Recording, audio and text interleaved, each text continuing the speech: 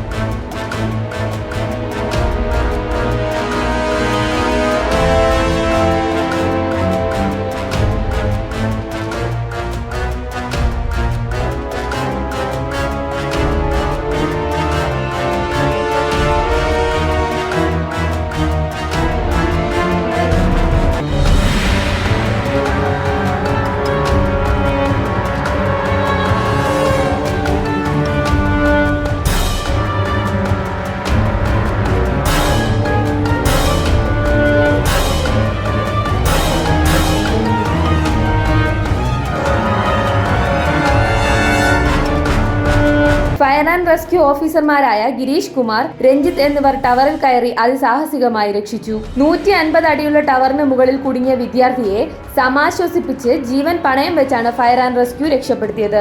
Assistant station officer P അനിൽകുമാറിന്റെ നേതൃത്വത്തിൽ grade senior fire and rescue officer Girish Kumar, fire and rescue ഓഫീസർമാരായ Ranjith, Subeesh, Vinesh, fire and rescue driver Jayaraj എന്നിവരും home ഗാർഡ്മാരായ Sanal Sajikumar, Arun S Kurup എന്നിവരും രക്ഷാപ്രവർത്തനത്തിൽ പങ്കാളികളായി.